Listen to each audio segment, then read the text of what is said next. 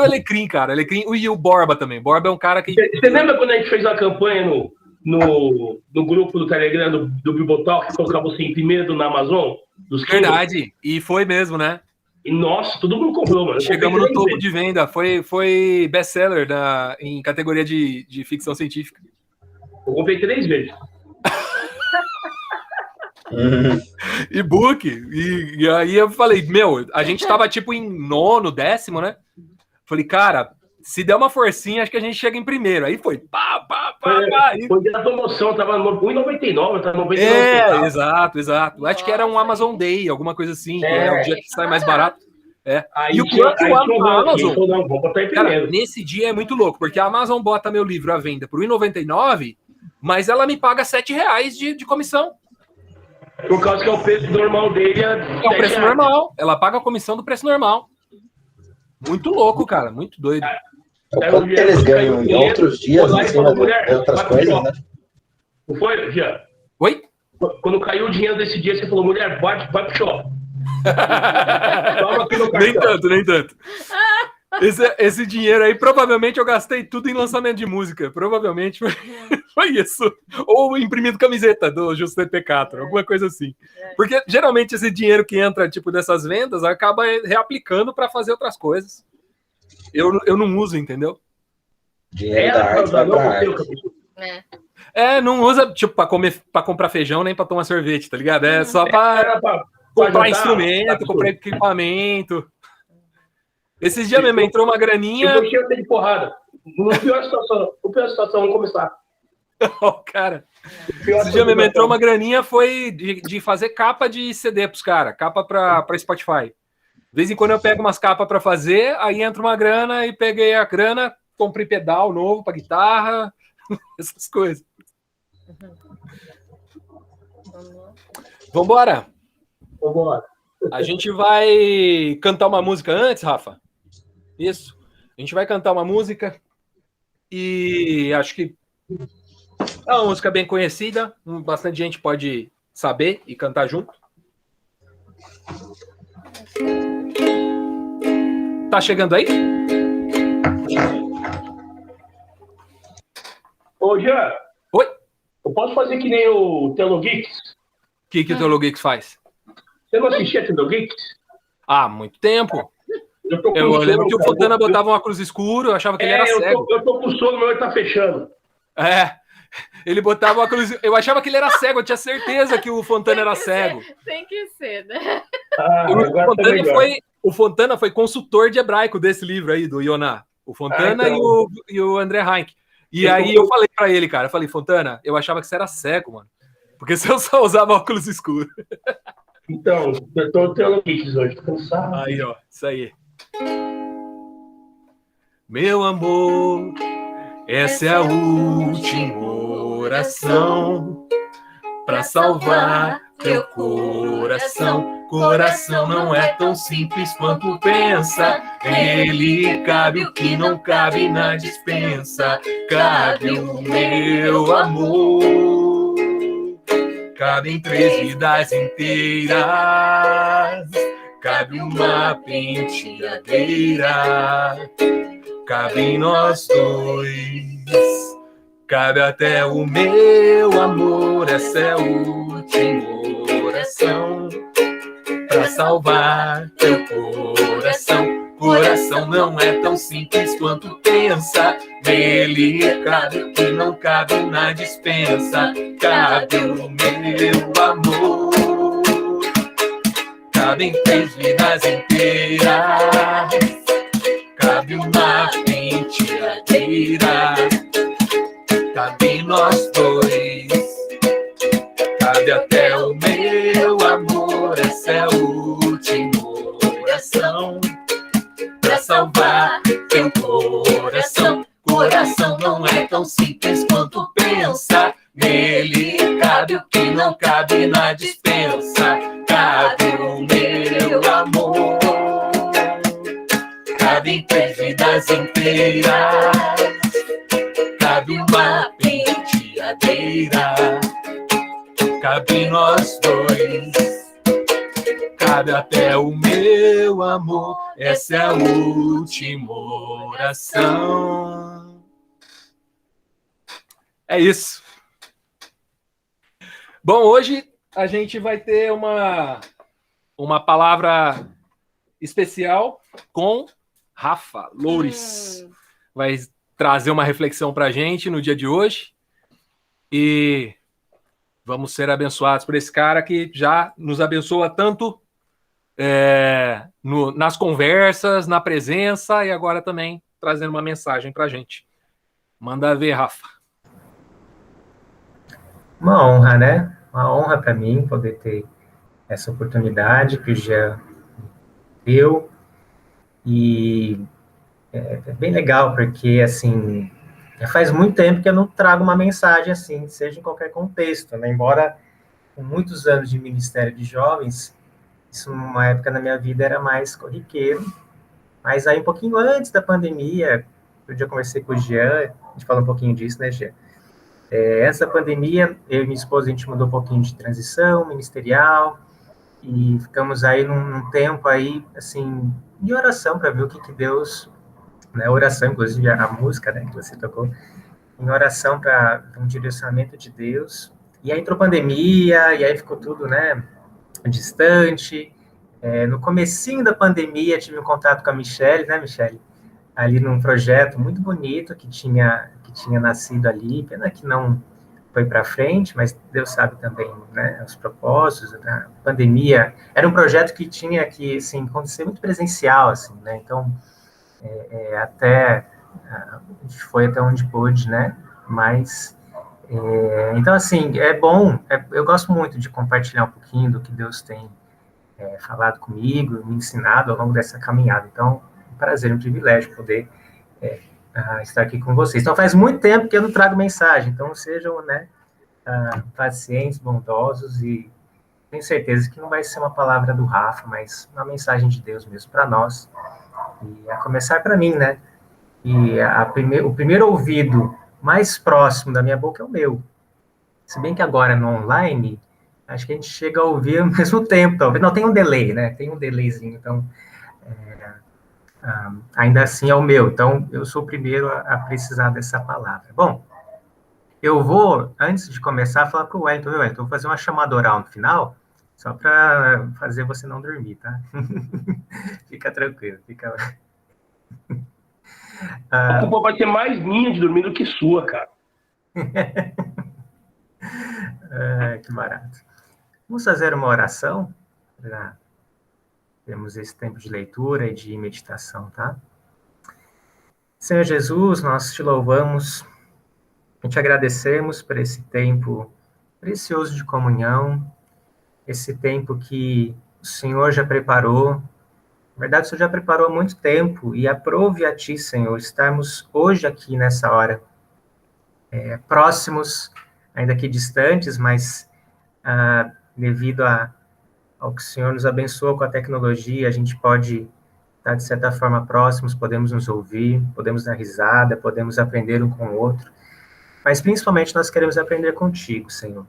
Queremos te pedir que o Senhor abençoe os nossos corações essa noite, que o Senhor venha aquecer a nossa alma, que o Senhor venha nos trazer alimento, nos trazer ânimo, nos trazer paz, trazer aquilo que cada um aqui precisa, e o Senhor sabe a necessidade de cada um. Então, a nossa palavra é de agradecimento, porque a gente sabe que o Senhor está conosco e que o Senhor vai nos abençoar. Nós oramos em nome de Jesus. Amém. Amém. E é uma bênção, né, para mim, viu, Jean? Porque, de fato, uma das nossas orações era, esse tempo todo, um grupo como esse, né? E até então, pelo menos, tem um grupo de amigos, né, que a gente às vezes se reúne, mas para compartilhar a palavra, para ouvir e cantar louvores assim como Beatles, louvores como esse da banda mais bonita da cidade. Eu estou adorando, assim, né? Eu gosto bastante. Às vezes não tem rótulo de cristão, mas as letras são totalmente cristãs, assim, né? E o que eu quero compartilhar com vocês, pessoal, é um devocional que eu fiz essa semana e que tem muito a ver com um tema que bombou, né? Essa semana aí nós vimos a retomada do Talibã né, lá no Afeganistão, e o tema, né, dessa mensagem tem, uma parte dela tem um pouquinho a ver. Eu vou ler com vocês Mateus 19, verso 16 ao verso 30, que é a história do jovem rico. E enquanto quem está abrindo aí, né, os seus smartphones, as suas palavras, até o Mateus falou que não dá para pegar a assinatura, né, o autógrafo do Jean no Kindle, mas tem o adesivo, né, Jean? Então você pode sempre andar com os adesivos, a galera coloca no Kindle ali, acho que vai ficar... Inclusive eu quero pro meu também, fica já... Pegar um NFT agora. NFT, nossa, eu descobri uns negócios de NFT, assim, que jogos que você pode ganhar dinheiro com NFT, enfim. Dá para fazer de tudo, né? Bom, e o contexto é esse, né? Um povo que lá atrás, nos anos 90, chegou a governar o país, fez uma parceria ali com a Al-Qaeda, aí teve ali, né, a Al-Qaeda representado pelo Osama Bin Laden, né? A gente fala Osama, fala Obama, né? Não Osama Bin Laden. E aí teve, depois foi tudo história, né? Osama, qual que era a ideia dele, né? Unir todos os muçulmanos, todas as denominações, digamos assim, para unir todo mundo para fazer uma guerra santa, né? Contra todos aqueles que não se dobrassem a Alá, né? Acreditassem em Alá, e colocar os Estados Unidos como o inimigo número 1. Então, em 2001, 11 de setembro de 2001, foi onde teve, né, as Torres Gêmeas, e aí toda essa guerra ao terror pelos Estados Unidos. Então, esses 20 anos de domínio, né, do americano lá no território afegão, com a ideia, a princípio, né, diziam eles, de democratizar, preparar aquele país. Mas agora, com a saída, o Talibã volta, e volta também esses líderes que fazem parte de, digamos assim, uma seita religiosa, um grupo religioso fundamentalista islâmico, né? Então, o que seria esse fundamentalista? O fundamentalista é aquele que interpreta a lei, os mandamentos, da maneira literal, da maneira mais extrema, né? E a história do jovem rico é a história de um jovem, de uma pessoa que buscou seguir os mandamentos o máximo possível, né? Não dá para a gente afirmar se ele era um extremo, mas ele tentou ali seguir a lei o máximo possível, e a gente vai ver o que Jesus fala com ele, né? Bom, então, a partir do 16, diz assim: Eis que alguém se aproximou de Jesus e lhe perguntou: Mestre, que farei de bom para ter a vida eterna? Respondeu-lhe Jesus: Por que você me pergunta sobre o que é bom? Há somente um que é bom. Se você quer entrar na vida, obedeça aos mandamentos. Quais? Perguntou ele. Jesus respondeu: Não matarás, não adulterarás, não furtarás, não darás falso testemunho, honra teu pai e tua mãe, amarás o teu próximo como a ti mesmo. Disse-lhe o jovem: A tudo isso eu tenho obedecido. O que me falta? Jesus respondeu: Se você quer ser perfeito, vá, venda os seus bens e dê o dinheiro aos pobres, e você terá um tesouro nos céus. Depois vem e siga-me. Ouvindo isso, o jovem afastou-se triste, porque tinha muitas riquezas. Então Jesus disse aos discípulos: Digo-lhes a verdade, dificilmente um rico entrará no reino dos céus. E lhes digo ainda, é mais fácil passar um camelo pelo fundo de uma agulha do que um rico entrar no reino de Deus. Ao ouvirem isso, os discípulos ficaram perplexos e perguntaram: Nesse caso, quem pode ser salvo? Jesus olhou para eles e respondeu: Para o homem é impossível, mas para Deus todas as coisas são possíveis. E como eu falei, eu estou compartilhando um devocional que eu fiz. A primeira reflexão é que esse texto, ele nos ajuda a questionar duas crenças aqui, né? A primeira crença é essa de vida eterna. Nós costumamos entender, e também estava implícito aí na pergunta do jovem, que vida eterna está numa dimensão que está por vir, além, né? O céu, o futuro, o eterno, né? Não é agora, é lá. Não é aqui, é lá, né? E Jesus nos ensina que essa vida eterna pode ser experimentada agora. não é apenas uma dimensão da existência, mas uma dimensão de ser, o tipo de gente que nós somos, né? Não na sua maneira plena, mas como se fosse um eco, né? Uma vida que ecoa com aquilo que há de ser, né? O eco não é é apenas, né, uma onda que reverberou do conteúdo original, né? Então, é possível que a gente viva uma vida plena, uma vida eterna, mas claro que vai ser totalmente plena em outra dimensão, né? Então, isso é uma primeira crença, que a vida eterna ela pode ser aqui, pode ser hoje, né? E é interessante porque o jovem ele fala assim, Senhor, o que eu tenho que fazer para ter a vida eterna, né? E Jesus fala-lhe os mandamentos, ele diz que cumpre todos, né? E falta alguma coisa, aí Jesus responde, se você quer ser perfeito, né? Então, nós temos aqui uma distinção entre fazer e ser perfeito, né? Que é onde Jesus dá ali a última orientação, a última proposta, e aquilo pegou um pouco o jovem, a gente vai entender um pouquinho por quê. Então, a primeira crença que questiona aqui é essa questão de vida eterna, né? Que o céu, ele pode ser agora, nós podemos viver de maneira eterna hoje, se a gente cumprir, se a gente permitir ser, que Jesus seja em nós, e ele é possível, né? Amar ao próximo como a ti mesmo, que resume toda aquela lei, né? E a segunda crença aqui sobre as posses, né? Sobre as riquezas. Nós temos uma tendência de acreditar que quanto mais rico nós somos, menos faltas teremos, né?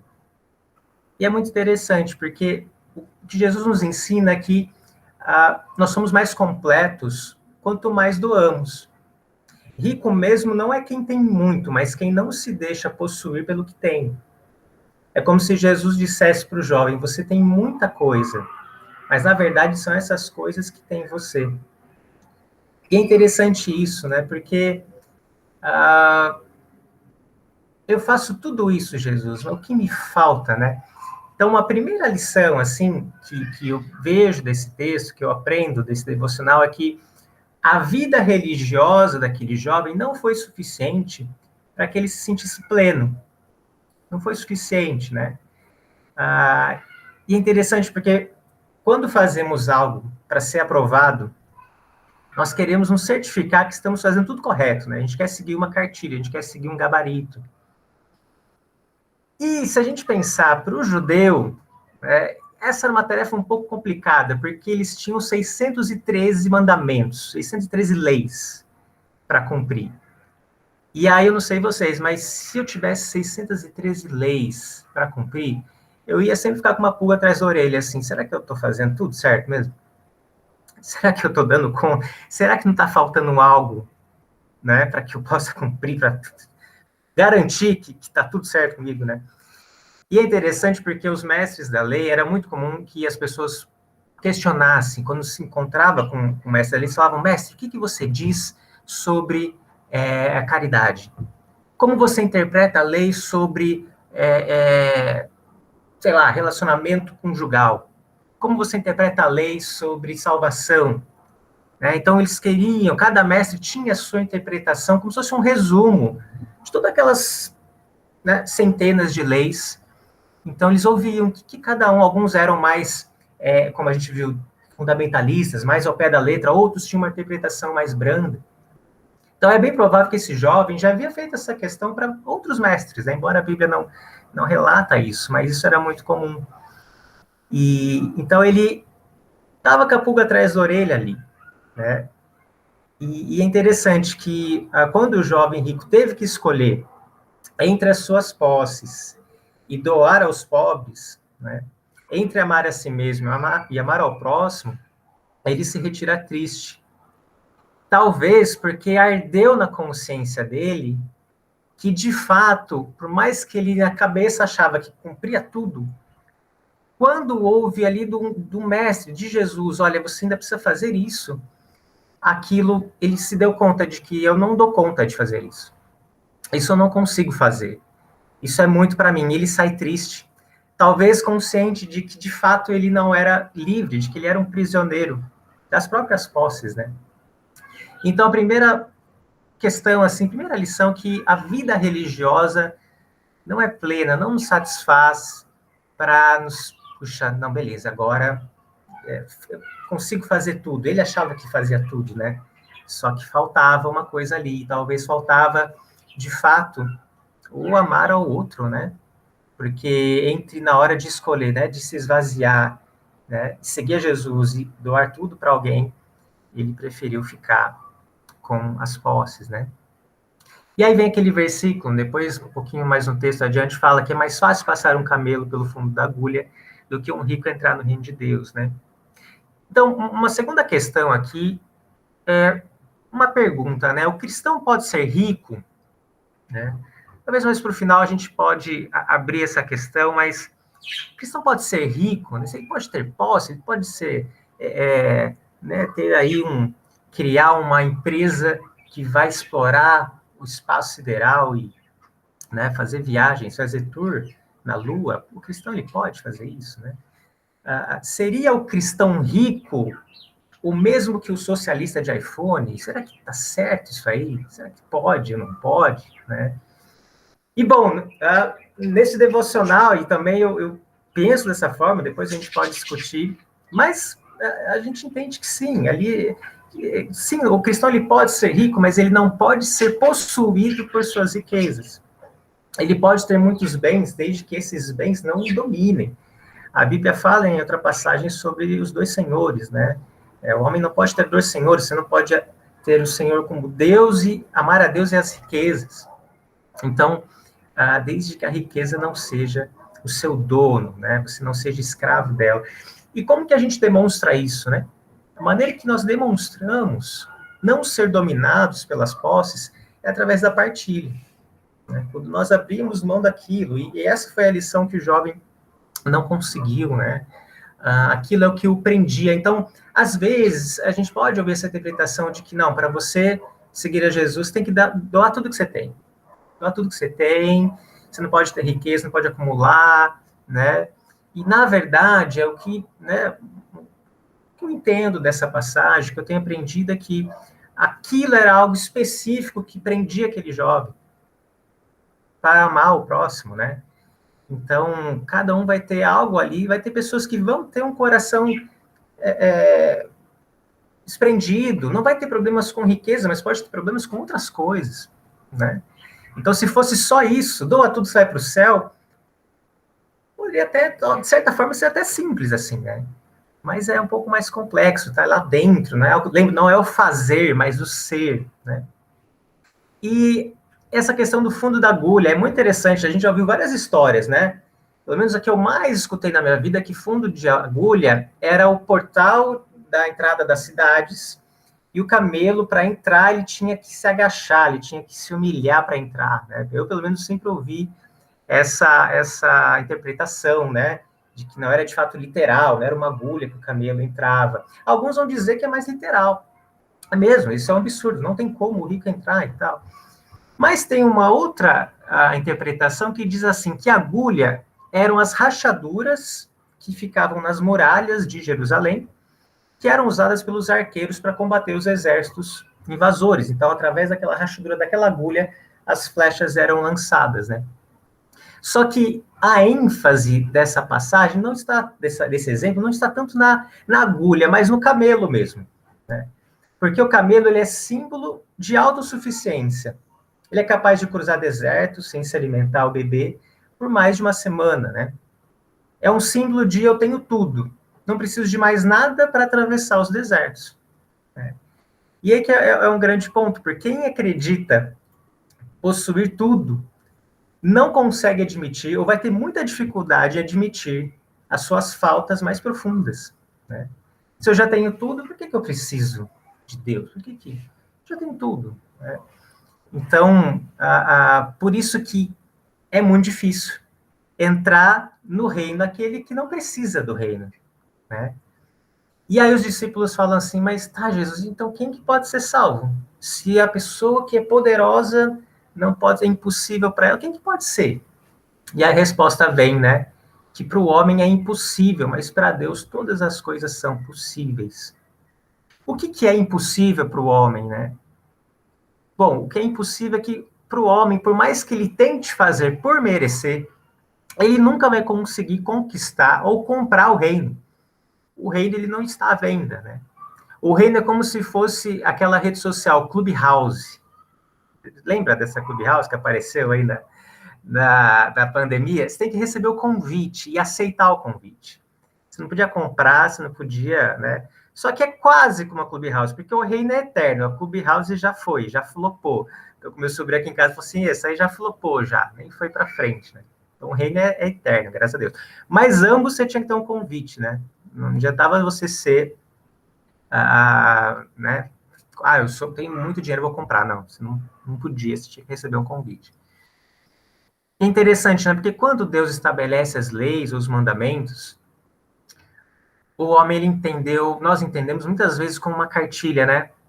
Não, beleza, 10 mandamentos, resumiu, 613 para 10, beleza, agora é comigo, agora 10 dá para fazer, né? E aí começa, né, a gente começa a ver os mandamentos e a grande realidade, né, que quando a gente se depara com as tábuas da lei, a ideia não é olhar para aquilo e falar, beleza, eu consigo. Mas o propósito é que a gente olhe e fala, isso é muito difícil para mim. Isso é impossível para mim conseguir cumprir tudo aquilo. E a própria Bíblia diz isso, né? Eu quero ler com vocês rapidinho Gálatas 3. Eu vou ler com vocês Gálatas 3, a partir do verso 11. Eu vou ler até o 24, mas é que é uma passagem muito linda, eu quero ler junto com vocês. Gálatas 3:11 começa dizendo assim, ó: e é evidente que pela lei ninguém será justificado diante de Deus, porque o justo viverá pela fé. Ora, a lei não é da fé, mas o homem que fizer estas coisas, por elas viverá.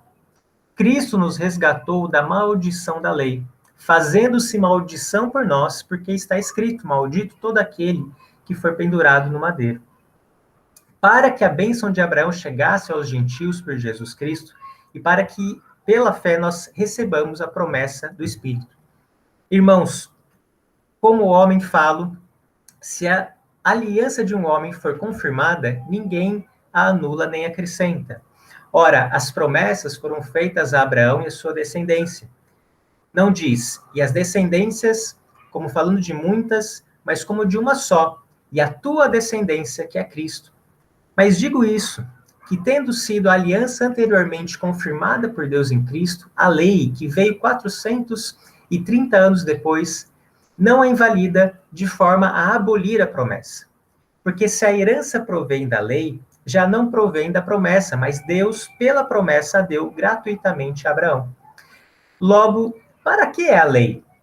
Foi ordenada por causa das transgressões, até que viesse a posteridade a quem a promessa tinha sido feita, e foi posta pelos anjos na mão de um medianeiro. Ora, o medianeiro não é de um só, mas Deus é um. Logo, a lei é contra as promessas de Deus? De nenhuma sorte. Porque se fosse dada uma lei que pudesse vivificar, a justiça, na verdade, teria sido pela lei. Mas a Escritura encerrou tudo debaixo do pecado, para que a promessa pela fé em Jesus Cristo fosse dada aos crentes. Mas, antes que a fé viesse, estávamos guardados debaixo da lei e encerrados para aquela fé que se havia de manifestar. Agora o 24, ó. De maneira que a lei nos serviu de aio para nos conduzir a Cristo, para que pela fé fôssemos justificados. Sei que é um texto longo, mas focar nesse 24 aqui. A lei serviu de aio. Aio era o responsável, naqueles tempos antigos, era como se fosse o tutor, como se fosse ali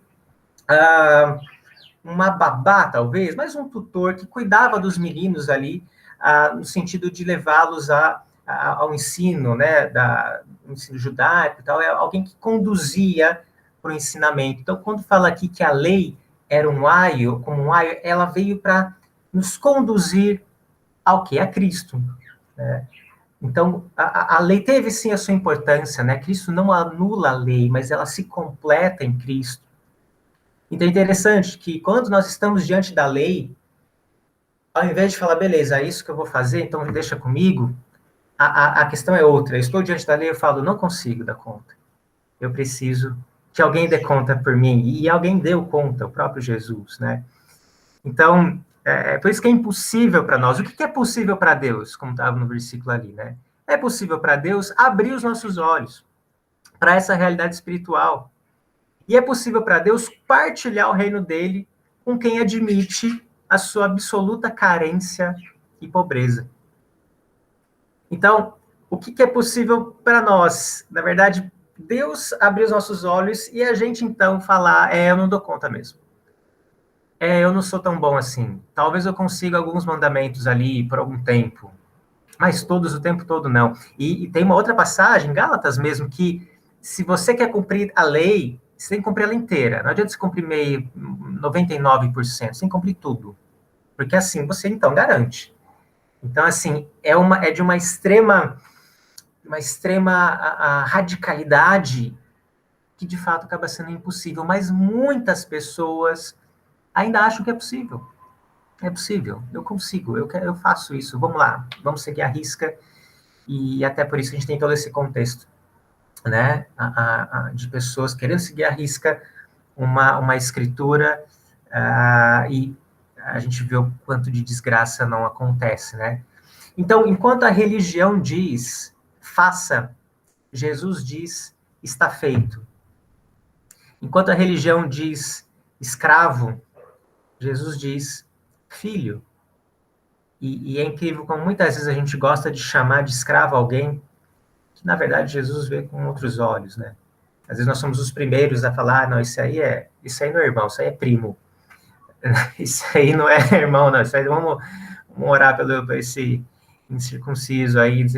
E às vezes a gente pode se surpreender mais para frente, né? A religião diz escravo, mas Jesus nos chama de filho, né?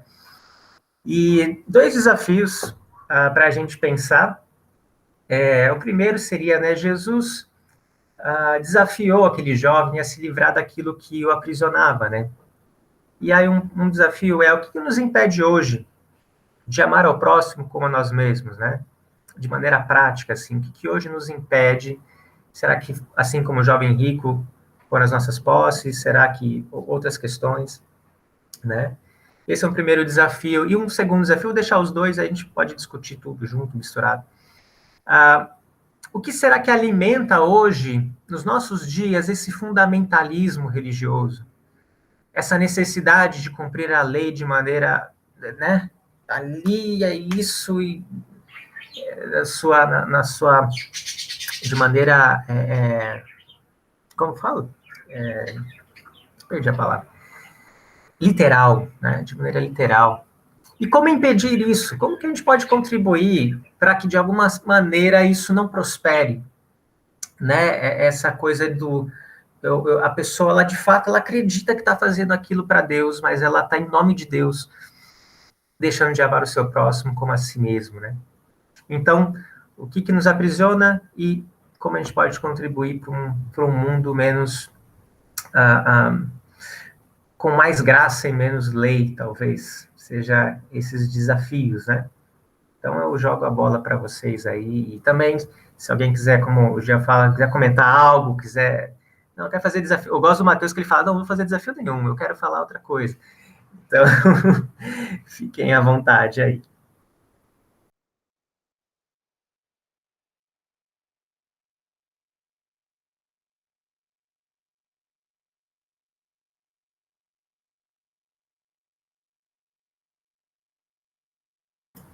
Quando vocês estão aquecendo aí, o meu sobrinho está tentando entrar de novo, acho que o Matheus que aceita, né? O Delão aceitar ele lá. Bom que ele está do meu lado aqui, ele ouviu tudo. Tá. Não apareceu nada aqui. Agora entrou. Agora ele entrou. Muito bom. O Wagner Alfeu, que chegou a gente já tinha feito a introdução, é o pai da Lilian. Vocês viram a Lilian outro dia. estava aqui. O Alfeu é o pai dela.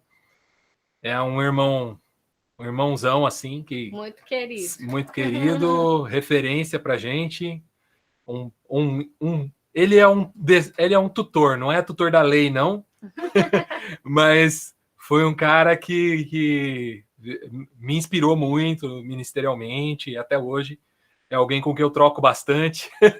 Né? A gente se fala muito no dia a dia aí, acerca de percepções, de igreja, e em especial de louvor, que é algo que nós dois temos muito apreço, assim, um ramo muito querido pela gente. Excelente a palavra, Rafa, e eu acho que a questão de tentar parar de justificar-se é um caminho muito difícil, no geral. A gente sempre quer uma garantia. A fé me parece um salto no escuro, né? Acho que é Kierkegaard que fala isso, eu não me lembro. Acho que é de Kierkegaard, que a fé é um salto no escuro, confiar na graça é uma loucura, né? Não é algo racional, assim. Não faz muito sentido para uma mente racional, né? Nós sempre buscamos nos justificar. E isso desde lá de Adão, né? Quando Deus chega para ele comeu do fruto, não, mas foi a mulher que o Senhor me deu. Dá para puxar daí um discurso sexista até, né? Mas, para além disso, está a tentativa do ser humano de se justificar, sempre. Porque quando ele joga a bola para a mulher joga a bola para a serpente. Né? Então, sempre tem alguém que é mais culpado que eu. E a gente segue hoje procurando pessoas que são mais culpadas que a gente, né? E a lei é ótima para isso. A lei é ótima para eu localizar o pecado do outro e falar, puxa, mas eu não sou santo, mas o fulano também, né?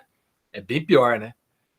Aquela história da mulher com o vaso de alabastro lá, que os fariseus falam, se ele soubesse quem ela é, se ele fosse profeta, ele saberia quem ela é. E ela tá tocando nele. Né? Não que eles achassem que não tinham pecado, é claro que eles tinham consciência do pecado, só que ela era mais pecadora. Né? Talvez o nosso grande desafio é olhar para o nosso pecado para o pecado do outro com a mesma misericórdia que olhamos para o nosso. Verdade. E talvez isso tenha a ver com amar o próximo como a si mesmo, que foi o tema que a gente tratou na semana passada. Eu sempre sou mais condescendente com o meu pecado. Sempre. Sempre. Por pior que ele seja. O cara vai e mata e rouba e fala, mas é porque eu não tenho oportunidade. Né? Quantas vezes a gente já não viu esse tipo de coisa? O cara envolveu com o tráfico desde criança, mas eu nasci na favela, não tive um pai para me educar. Né? Então a gente sempre tem justificativas para os nossos pecados, até aqueles mais graves, que a gente tem consciência da gravidade deles. A gente ainda assim sempre busca justificar-se, né? Então eu acho que a gente precisa parar, a gente precisa desistir. A grande verdade é essa. A gente precisa desistir de achar que é bom. Essa é a impressão que eu tenho. Para mim, o desafio está sendo lá. Eu falo muito da escola, porque é lá que eu estou, né? Porque amar quem ama a gente é bem fácil, né? Amar aquelas crianças incríveis é muito fácil, né? Falar com elas, compreender elas é fácil. O difícil é compreender aquelas mulheres que tratam elas mal, né? Então, isso está sendo um grande desafio para mim. Amar elas, entendeu? Compreender elas. Porque elas tratam assim as crianças, né? Então, eu vejo que Deus está me ensinando também nesse aspecto, né? Que é muito fácil amar, né? As crianças agora, amar aquelas mulheres que fazem aquelas coisas assim que eu fico às vezes indignada, mas aí eu paro para pensar, mas por que elas agem assim, né? Porque elas têm os seus problemas também, as suas limitações, né? Então Deus tem me ensinado a amar também elas, né? É um grande desafio. Eu acho que queria pegar um gancho no que o Jean falou, Eu acho que o importante é a gente desistir da gente, achar que existe bondade, né? Olhar para o nosso pecado e olhar para o pecado do outro. E Gálatas mesmo nos dá esse caminho, né? Ele fala que é andar no Espírito. A gente só vai conseguir amar o próximo se a gente fizer isso por meio de Cristo, assim, por meio do Espírito Santo que está em nós. Porque nós, por nós mesmos, nós queremos aquele amor retributivo, né? Eu dou com algo em troca. Eu faço bem para quem me é agradável, né? Ou ainda que seja algo aparentemente altruísta, eu quero talvez, me sobrepor de alguma maneira, né? Então a gente só consegue efetivamente amar a Deus e amar o próximo quando a gente faz isso pelo amor do próprio Deus que é derramado em nós. Porque é o amor de doar, né? É o amor. O versículo mais conhecido começa assim, né? Porque Deus, ele amou e deu. Então a gente só consegue amar a partir do momento que a gente faz isso pelo Senhor.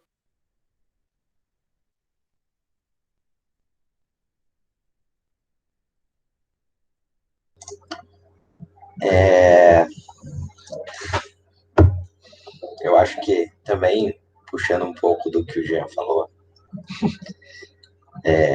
a gente sempre a gente passa pano pra gente mesmo e não com o outro, mas a gente tem que identificar, claro que isso é muito natural do ser humano e tudo mais, mas eu acho que aqui a gente tá falando todo mundo entre crentes praticamente, né? E a gente tem que reconhecer que isso é que essa generalização de humano que faz isso, para sim, claro, mas esse comportamento de julgar o pecado do outro como e aplicar a lei para os outros, para mim é graça. É o modus operandi da institucionalidade da igreja. Isso é a regra. Essa é a lei, na verdade, que a gente vê. E é difícil negar isso, né? Raras são as exceções. Claro que existem, obviamente. Mas identificar isso e parar isso seria essencial também.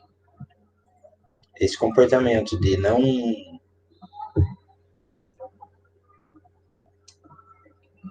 julgar o outro, né, de ser misericordioso com o outro também. Enfim, é o que eu falei para a Radassa aqui enquanto estava com o microfone mutado, né? É culpar a igreja, sim, por causa desse tipo de coisa que a gente faz hoje, porque é de fato o que acontece. A gente sabe disso.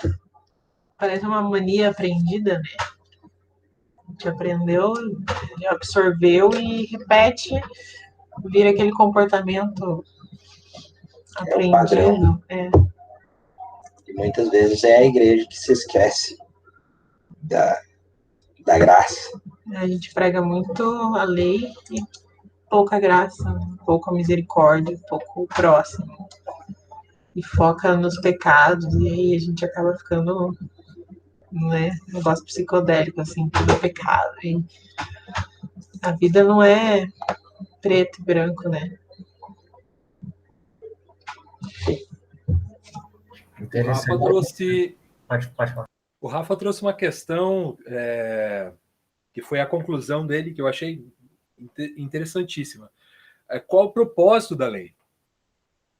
Se a gente colocar a lei no lugar dela, a lei serve para nos colocar todos na mesma condição. Ela não serve para depositar peso sobre uns e não sobre outros. Não é para isso que serve a lei. E esse é o uso errado, realmente. O Lepe Ardassa tem razão.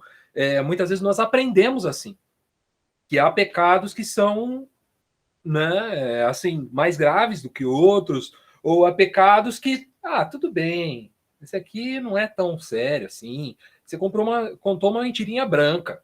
Isso aqui você fez pelo bem, gente. né? A verdade seria mais dolorida do que essa mentira branca, né? E a gente, colocando essas coisas nesses termos, ou então, por exemplo, roubar uma carteira nos parece mais grave do que sonegar imposto, por exemplo. Né? Apesar dos valores, muitas vezes, serem bem diferentes. Bater uma carteira talvez tenha um ganho muito menor do que sonegar imposto. Né? Mas na nossa cabeça não diz respeito ao preço. Nem é essa a escala que a gente utiliza. É uma escala que a gente inventou de gravidade de pecado. Ela só existe na nossa cabeça. E ela só existe para aliviar para o nosso lado e depositar um fardo do lado do outro. Agora, se a gente colocar a lei no lugar dela, o Rafa deu uma ênfase muito boa nisso. Colocar a lei no lugar dela. Para que ela serve? Para que ninguém seja desculpável, para que ninguém se coloque numa condição de vaidade, de orgulho diante de Deus. É para isso que a lei serve. Para quebrar a gente mesmo. Eu gosto de verdade do texto, a letra mata e o espírito vivifica. Porque para mim é sobre isso. O propósito da lei, matar. E nós precisamos morrer de verdade. Ela precisa produzir isso na gente. Se a lei está sendo usada por mim para matar o outro, está errado. Ela serve para me matar. Ela serve para me quebrar. Né? O outro é que vai ter a relação dele com a lei. Ela vai quebrá-lo também. O Espírito Santo vai tocar o coração dele. Né? Talvez eu seja canal para isso, talvez, mas primeiro eu preciso ser quebrado. Eu tenho que entender que o primeiro tem que ser eu a ser quebrado pela lei, né? E o Espírito vivifica. A graça é aqui, porque a lei veio, né, pelo pecado e a graça por Jesus Cristo. Então a graça, ela vem para vivificar o quebrado. Se eu não fui quebrado pela lei, a graça já nem faz sentido para mim. Então, agora, usar a lei como arma e a graça como um escudo, a lei para lidar com o outro, a graça para lidar com o meu pecado. É mais ou menos isso que a gente acaba aprendendo. E a gente vive num conflito, numa relação belicista da fé. É praticamente uma jihad, é praticamente uma guerra santa. A gente trata o outro como um inimigo. E o meu propósito com entre muitas aspas aqui, fé, é garantir que o outro é pecador e que eu sou alvo da graça santificada. Né? A gente precisa quebrar a gente precisa quebrar a ideia de eu e o outro. Uhum. Primeira coisa. A gente precisa entender que somos nós. Uhum. Né? É muito interessante. O Cacau sempre fala disso. Cacau, para quem não conhece, Cacau Marques é amigo de alguns de nós aqui. É um pastor batista aqui de Hortolândia. Ele diz assim que quando Deus cria o homem, ele cria Adão. Ele cria a humanidade. Não é o Adão nome próprio, é a humanidade. Né? Tanto que ele vai descrever depois a criação da mulher, mas a mulher já estava criada ali. Né? E quando o homem cai em pecado, a humanidade cai em pecado, Adão vira para Eva e fala, agora você vai chamar Eva. A partir dali, existe eu e ela. Até ali era humanidade. A partir daquele ponto do pecado, é que Adão olha para a mulher que Deus tinha dado e fala, agora você é outra coisa, você não é eu. Eu sou eu, você é você. Né? E aí Deus faz uma profecia, né? Ele fala, olha, a sua relação com o homem vai ser complicada, ele fala para Eva, né? Ele vai tentar te dominar, você vai resistir, a parada vai ser feia. Porque a partir dali você deixou de ter um. Né? A relação passou a ser eu e ela. E aí a relação passou a ser conflituosa.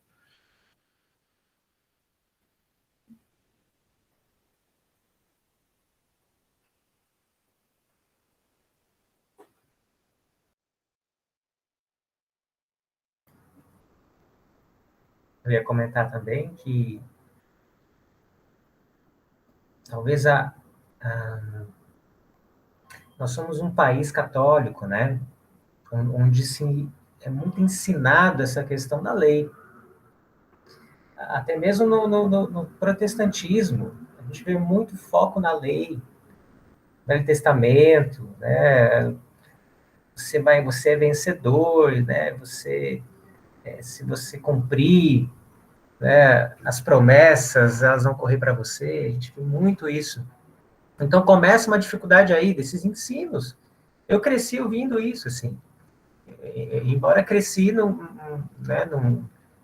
igreja presbiteriana, de ensino ali né, no teológico, no estudo, mas cresci achando que eu tinha que fazer para merecer, né? Então, a primeira coisa é esse ensino de que a graça, ela se cumpre, né? Ela é, olha, você não merece, mas você recebe, né?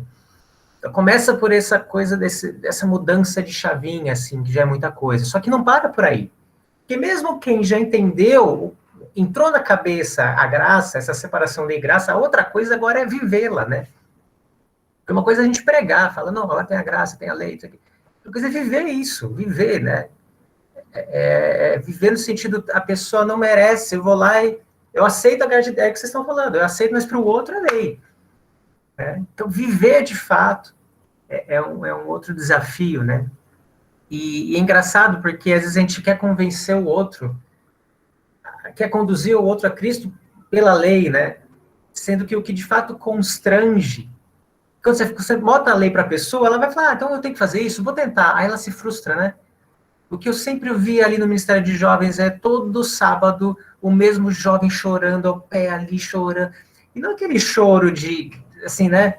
Não que a gente julgue choros, mas a gente via que era um choro de desespero. De desespero, de assim, eu pequei ontem, eu vou pro inferno.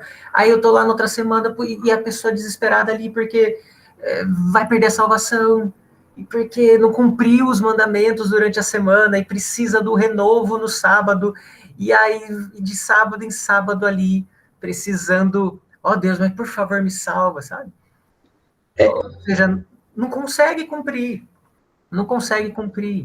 porque é impossível cumprir, então é necessário essa chavinha mudar e deixar que ele cumpriu, e agora a gente pode viver. É claro que nessa nossa imperfeição, nesse nosso momento de existência carnal, nós vamos encontrar dentro de nós muita coisa errada, porque ela é imperfeita, né? É claro que nós vamos pecar, só que isso não deve somente, não tem que, assim, nos surpreender tanto, sabe? Porque se surpreender... Mi, tô vendo que você vai precisar ir, né? Deixa eu ver, se for eu já vou dar um tchau. Beleza, Deus te abençoe, viu? Que bom, foi bom te ver, viu, Mi? Deus abençoe. Tchau, Mana. Tchau, tchau, Mi. Boa noite e boa viagem. Então, de fato, né, assim, da gente não se pegar tanto em surpresa, não, porque se eu ficar muito surpreso que eu pequei, talvez eu estava achando que eu era muito próximo de Deus, sabe? Então, na verdade, quando eu pecar, é claro que a gente vai ficar chateado, porque é uma relação de amor, né? A gente está numa relação de amor e a gente machuca o nosso amado, a gente sente, né? E claro que nós podemos, sim, nos arrepender e olha, eu de fato pequei, eu estou chateado, mas uma... Outro dia o Ed está falando disso, que é você se curvar confiante, né? Você se humilha, mas não com soberba, mas com confiança de que eu posso me achegar, porque ele venceu. E ao mesmo tempo que eu sinto aquela dor, eu posso também celebrar que o Espírito Santo está me convencendo do pecado, né? Então, olha, que bom, obrigado, Espírito Santo, por me mostrar, por me lembrar quem eu sou, que eu não sou nada, né? E obrigado por me aceitar de volta, porque ele me aceita. Então, isso que... eu gosto dessa definição de santidade. Santidade não é a minha ausência de pecados, mas sim a minha consciência dele. Quando eu tenho a consciência do pecado, eu sou santo, né? Porque ele nos faz santo. E aí um pastor que, uma vez eu ouvi no acampamento, ele falou isso: como que a gente vai derrubar os muros da lei que foi criada, né, na nossa nação? Porque estão bem postos. A gente vai chegar com um trator e derrubar esses muros? Ah, a lei está errada, e não é assim, vamos derrubar, vamos pegar, né, os pastores assim, seja jovens ou idosos, assim, botar eles assim na sabatina. Ele falou que não é por aí derrubar os muros, mas construir novos muros ao redor. Construir muros de graça, de partilha, de afeto, né? Sem necessariamente agredir. Às vezes a gente fica tanto tempo, tanta energia gasta ali para derrubar, combater a lei, e às vezes a gente perde tempo de crescer, de aumentar o muro da graça ali ao redor e construir, né, uma nova, a partir de nós, né, um novo tempo, novos muros. Né?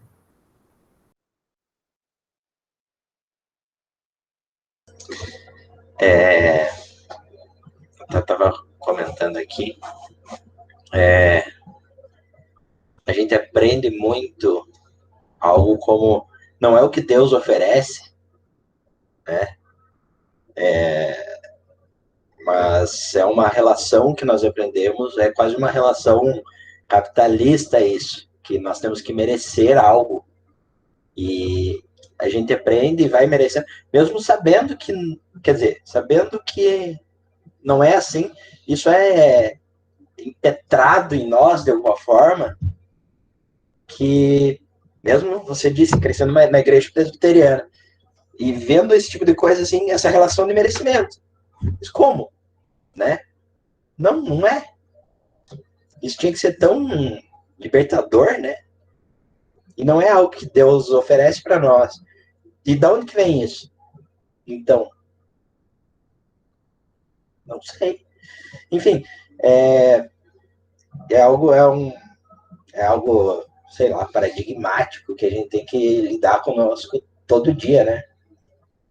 Que a gente tem que aprender a quebrar nossas leis próprias todo dia. Tem que viver uma anarquia todo dia. Enfim. Assim como a Dani, eu sempre trago coisas da escola, né? Porque é o lugar da reflexão ali.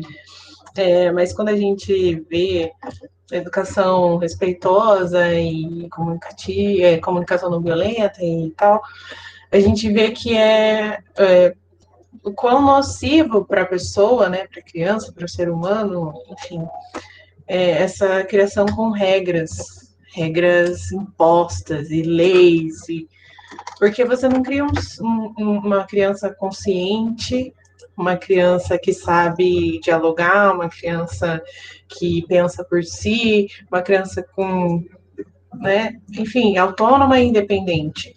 Você vai criar uma pessoa que se anula por causa de uma regra que ela nem entende, porque ela tá ali, né?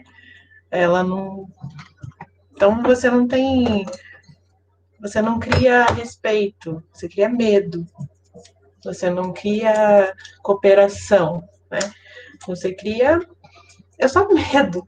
Medo do meu pai, medo da minha mãe, medo do que a professora vai brigar, medo.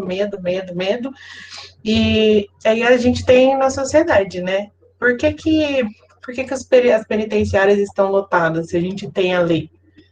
Porque não é só cumprir. Isso tem que ser uma coisa interna, isso tem que ser uma coisa trabalhada. E a mesma coisa na igreja. Então, acho que tudo está totalmente ligado, né? Por que existe o pecado ainda? Porque a gente não internalizou que não é por nossa causa, é pelo Espírito. Deus já fez. Tem uma música que eu gosto bastante, acho que é da Betel. Ela fala mais ou menos que eu fui ensinada a pegar uma espada e lutar pelo amor, mas eu não sabia que o amor já tinha ganho tudo por mim. Então, se a gente caminha consciente, né, de que a gente é amado, a gente age seguro na vida, a gente toma decisões legais, a gente consegue olhar para o outro com bastante amor, porque a gente tá amado, a gente tá completo, né? A gente tá cheio. Aí eu vejo com as crianças assim também, quando elas estão amadas, elas são olhadas como um ser humano, elas conseguem reproduzir esses mesmos comportamentos. E, enfim, era isso.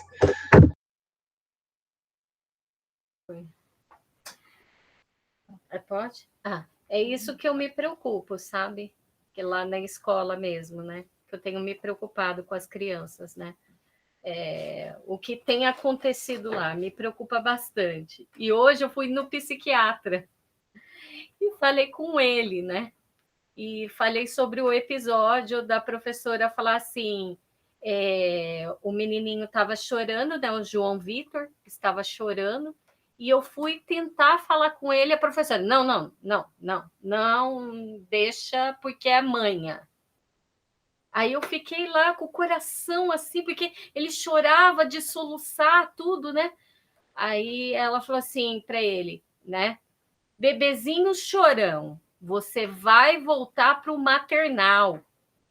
Aí as outras crianças falavam assim, é mesmo? Quem chora, né, professora? É o bebezinho chorão, vai voltar para o maternal. Só que eu vi isso e falei com o psiquiatra, né? Eu falei, eu sou impedida de fazer alguma coisa, até de amar, de fazer alguma coisa, né? E isso me frustra bastante. E ele falou que isso é preocupante, porque isso gera um bullying também, né? A falta de sabedoria, né, das pessoas em conduzir gera as coisas. Então, por isso que a gente tem adultos, a gente é egoísta, trapaceiro e muita coisa, porque vem lá desde criança. Se a gente, né, prestasse mais atenção nas crianças, ele falou assim que tá certo prestar atenção na criança, que a gente tem que conversar com a criança mesmo, né? Porque eu falei para ele, será que eu estou errada? Porque eu me frustro o tempo todo, né? A professora fica com nojo de pegar na máscara das crianças, eu vou lá, vou no banheiro, limpo. Aí eu queria limpar a bolsinha do menino, né? Mas a secretária falou assim, de jeito nenhum, não vai limpar essa bolsa. Aí eu falei, mas por que eu não posso limpar a bolsa? Ela falou, porque a mãe não está trabalhando, é uma forgada. Falou assim. Eu tive vontade de falar assim, mas sabe o que é? Que você não sabe a história da mãe dele. Vai que ela esteja com depressão ou passou por alguma coisa, né? E eu queria, gente, eu queria tanto passar um pano na bolsa do menino, do Luiz Gustavo, porque eu quero demonstrar amor, porque eu sinto amor. E não é de mim, isso daí vem de Jesus, porque a gente pede e Jesus dá. E eu queria tanto, gente, fazer isso, só que eu sou impedida. Isso me gera conflitos na minha mente. Por isso que eu estou indo no psiquiatra. Porque eu falei para ele assim, eu não me encaixo nesse mundo. Eu me sinto um pouco ET, sabe? Porque aonde eu vou é intriga, é briga. Eu sei que eu tenho que amar essas pessoas. Eu amo, só que eu não consigo conviver com aquilo já. Me entristece, eu não sei explicar para vocês. É uma coisa assim horrível. Eu fico desesperada. Eu quero sair daquele lugar. Aí eu falo, Senhor, me ajude a passar por isso, né? Me ajude a ser forte por cada criança que está lá. E eu tô lá mesmo por cada criança, aquele sorriso que eles dão, né? Aquela ternura. Eu falo, Senhor, que eu seja luz na vida daquelas crianças, porque elas precisam de carinho e amor, né? Precisam, não é porque chora. Às vezes, quando eu converso com a criança, não é manha, não. É porque elas estão com medo, elas falam, ai, tia, eu tô com medo. Tanto que eu fui visitar meu pai, que estava doente, né? Que eu deixei lá. Aí a professora falou, Dani, a inspetora veio aqui, o Luiz Gustavo não quis fazer xixi. Ele não quis ir com a inspetora de jeito nenhum. Ele falou, cadê a tia Dani? Entendeu? Mas é complicado, gente. É difícil.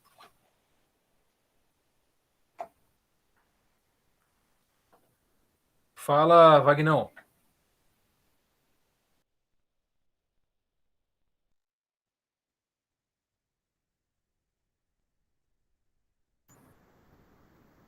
Acho que ele estava com dificuldade, Ele né? deve ter clicado no botão errado.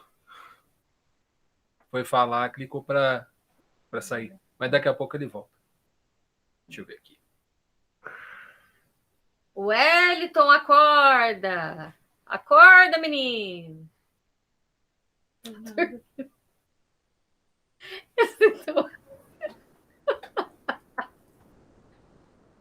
Ô, Dani, você estava falando, enquanto o Wagner volta, eu lembrei de uma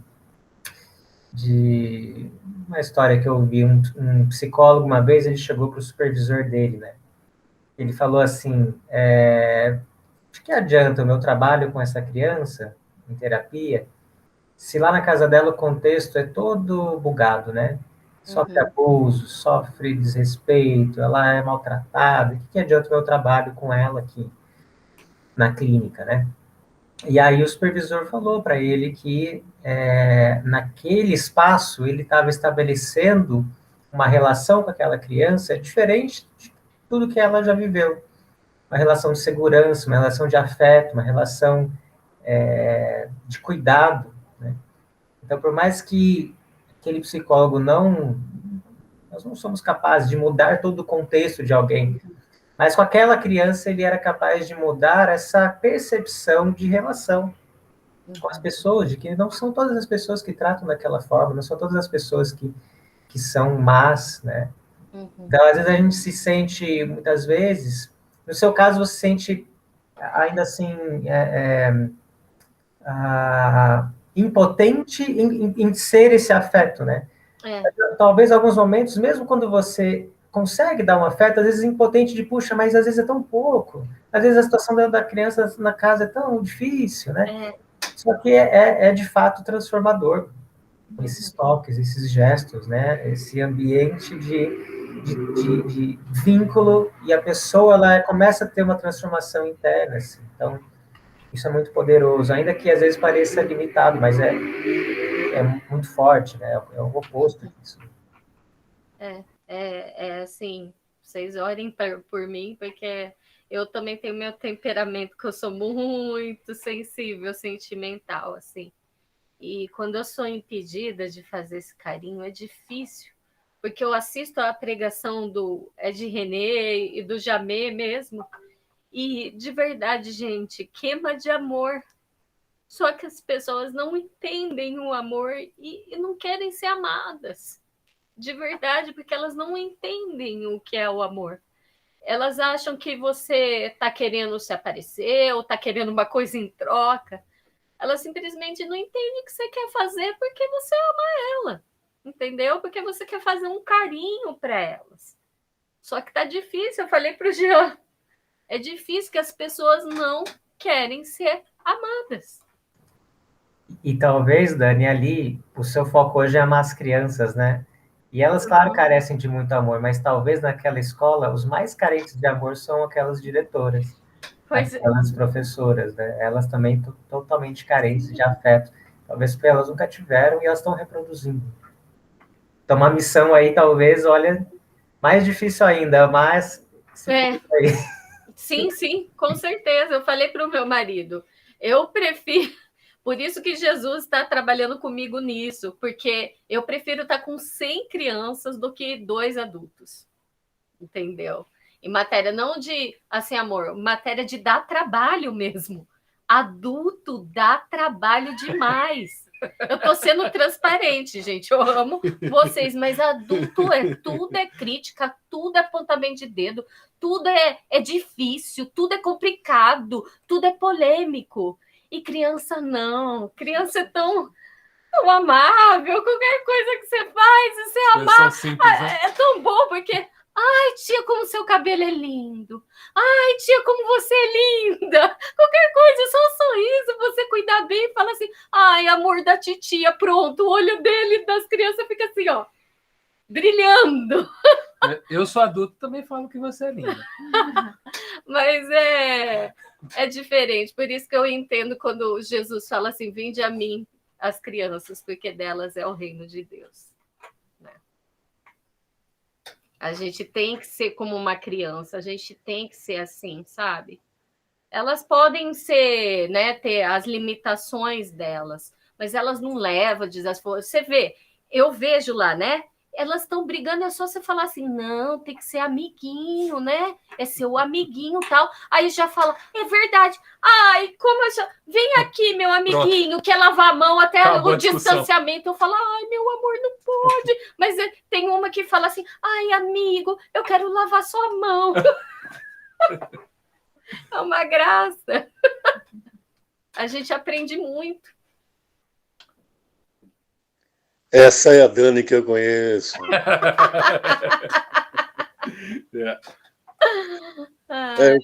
Eu queria fazer uma pergunta para o Rafael.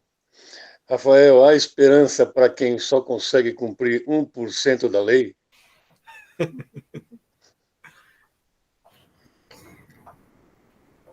Deixa eu pensar de novo na pergunta, porque ela é muito complexa. Há esperança para quem consegue só cumprir 1%?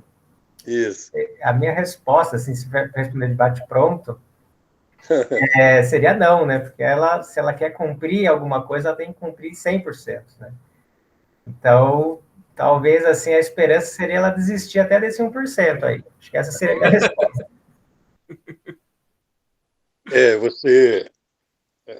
Você chegou, creio eu, num ponto muito, muito pertinente. Recentemente eu estava ouvindo uma música, o Jean deve conhecer o trabalho da Bethel Churchill, e há uma composição ali da Riva Reis, é o nome dela, a música Away King Jesus. Uma frase dela, em tradução livre, ela quer dizer assim que Jesus na cruz já estava desistindo da sua vida. Aí eu não lembro se foi o Rafael, mas alguém disse assim que desistir de repente é algo bom, né? Aí, será que foi algo bom para Jesus desistir da vida?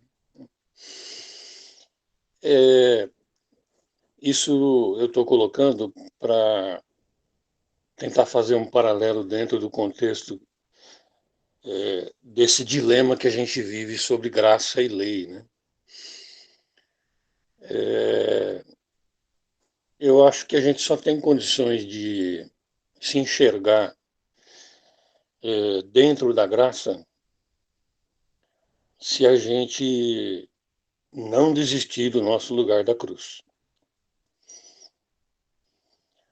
Jesus não desistiu. Então, a gente não pode desistir da graça, em hipótese alguma. A brincadeira do 1%, Rafael, é porque a nossa humanidade gera um estereótipo em nós de que nós somos um bando de traíra, sabe? E a gente até, de vez em quando, gosta, sente até um pouco de prazer em julgar, em apontar o dedo, né? Porque o sentimento de trairagem veio com o pecado, né? E então é preciso olhar para o sacrifício da cruz como sendo absolutamente definitivo, né, em relação ao que a lei nos imputou, ao que a lei nos... aí eu vou fazer um contraponto, talvez, da palavra escravo, né?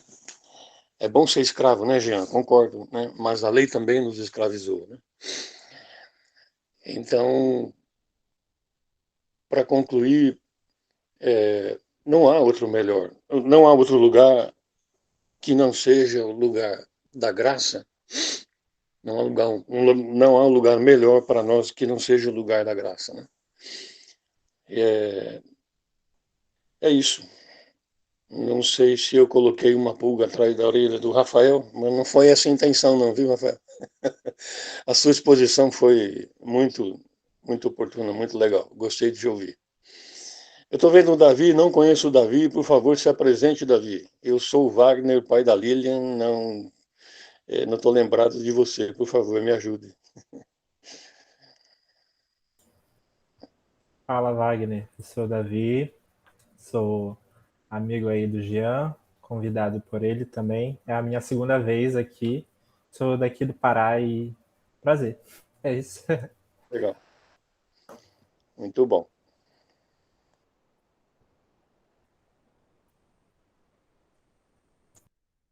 Sensacional, gente. Mais alguma coisa? Olha, rendeu, hein? Rendeu bastante. Excelente reflexão, Rafa. Muito bom mesmo. Muito obrigado, querido. Muito bom. Você é um cara que sempre, como eu disse no início, é um cara que sempre edifica muito a gente. E é um prazer ter amigos como vocês, na verdade, né? Com certeza. Amigos que edificam a gente. Eu e a Dani temos um papo sempre com o Lepe, com a Radassa, e a gente sai assim, tão enriquecido, né? Da conversa com eles. E com cada um de vocês mesmo. A amizade de vocês é muito rica. Não é só... Não é só uma amizade de conveniência, não.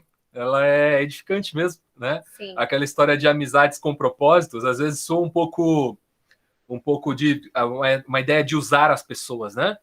Mas não com essa mente, não com esse coração, com o coração mesmo de amigos que se apoiam com o coração de amigos mesmo, por amor, né?